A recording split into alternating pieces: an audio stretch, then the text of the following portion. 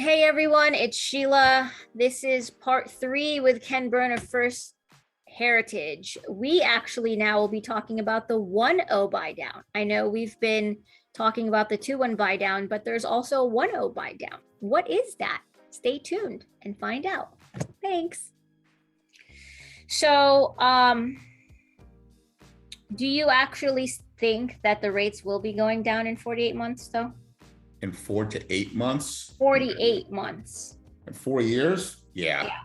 Now let's say a buyer does a 2-1 buy down and the rates go down within the first year. They can still refi, right? Mm-hmm. Okay. You can refi whenever you want. Cool. So anything else you want to let the folks know about this market currently outside of this great 2-1 buy down program that's been around? Is there anything else, any other programs that we should be aware of? You can do a 1-0 buy down too.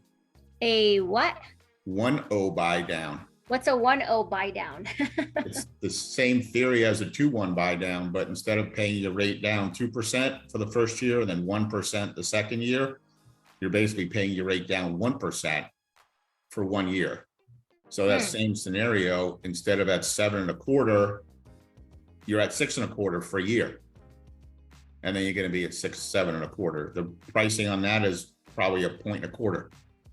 So you don't have to get as much from the seller, and you can still get a rate down closer to 6. Yeah, I think the 2-1 buy down is the most, I think that's the best that for this current market. And it is, I don't see any seller who's anti 2.5.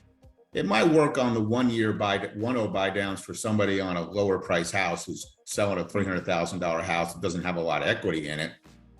It would be easier for them to absorb 1 point of $3,000 some odd dollars than 2 points of $7,000. So some people in the lower price range, that 1-0 buy down it might be appealing to a young kid too, who's like, oh, my wife's on maternity leave or my husband's on paternity leave or whatever he is, and they're going to be going back to work.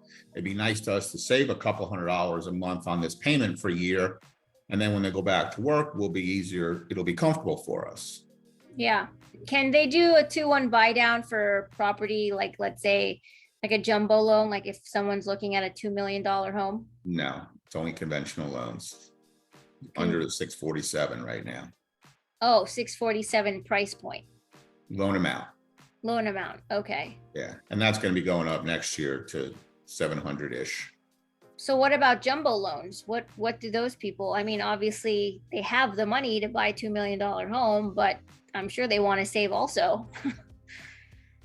I don't know. I mean, on one hand, it doesn't make sense. Why do they not offer it to everybody? But on the other hand, jumbo loans is offered by Fannie Mae and Freddie Mac. So it's a Fannie Mae, Freddie Mac, FHA, VA offering. It's not a jumbo offering. And the jumbo underwriters are tighter anyway than the conventional underwriters.